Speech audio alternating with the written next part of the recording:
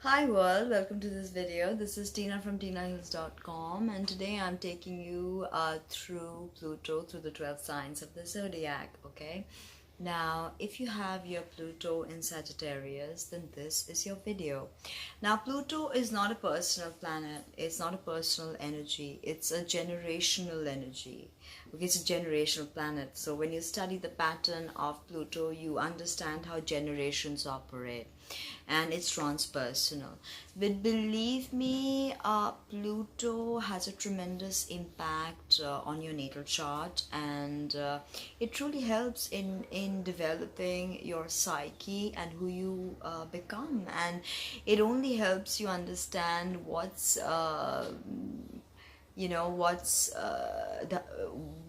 is necessary for your highest growth. Okay, now of course Pluto can be insidious, it can be manipulative in its lower vibrations, but it deals with our primal urges. Okay, it deals with fear, and the fear need not be our weakness. Fear can be our greatest strength.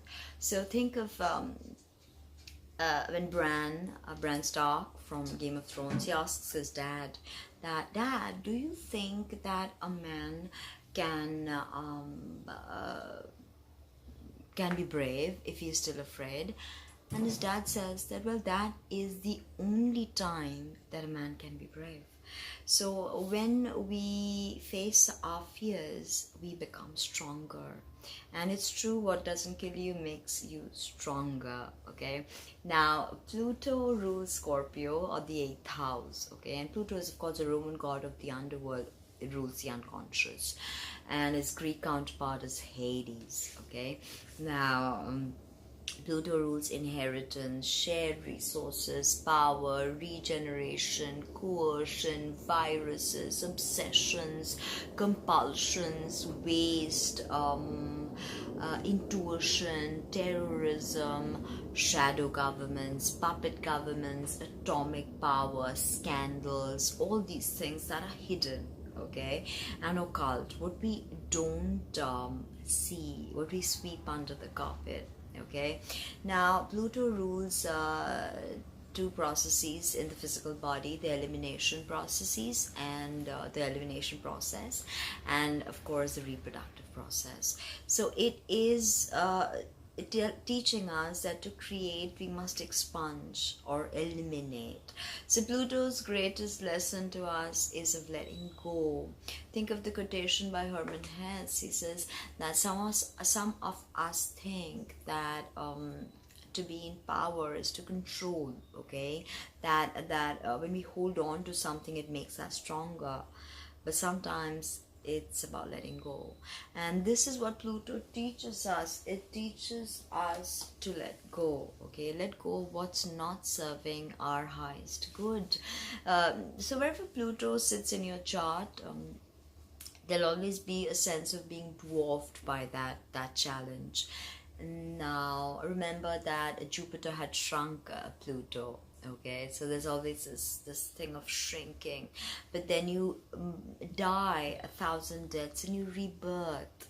Okay, and become the proverbial phoenix. So in the tarot, this is the card that is associated with Pluto, death. Again, it teaches you life is cyclical.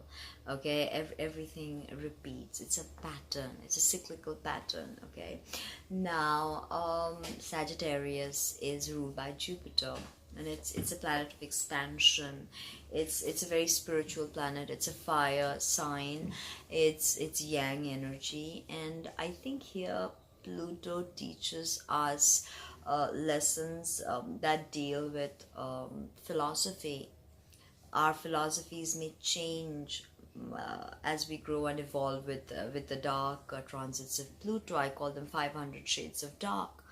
Every time Pluto touches a personal planet, it becomes 500 shades of dark for you, for all of us.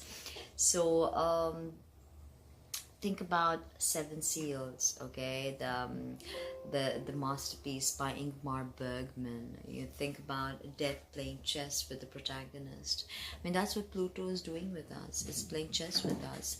It's teaching us every step of the way that sometimes, yeah, we need to use power and control, but oftentimes it's about letting go. How we use power. When Pluto was discovered, we came face to face with what devastation the atomic energy could do, because we decided to drop bombs instead of use that energy for something different. But it can be now. Of course, it's an obsessive component to Pluto. So obsession for travel, Pluto and Sagittarius, definitely. You want to travel, see the world. You want to suck life out of experiences, because Pluto digs deep, gets to the crux of everything. You are not just satisfied with a degree that says, okay, you got a PhD, so and so, but you really want to not only study something you're tremendously passionate about, but you want higher education to serve your soul growth and your spiritual awareness. Because remember, Sagittarius is that point when the arrow is in flight, about to strike the directionality that you have chosen.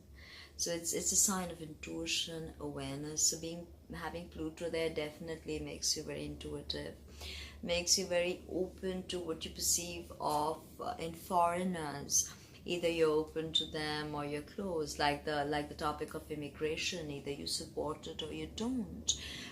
Pluto can take you both ways. Of course, there is a tremendous compulsive, obsessive, possessive side to Pluto, but there's always also this regenerative side to it. There's also this side of greater awareness, because Pluto is truly taking us into the very quagmire of our unconscious, deep within our psyche, so that we may face our shadows. Now with Sagittarius, it's a very restless energy.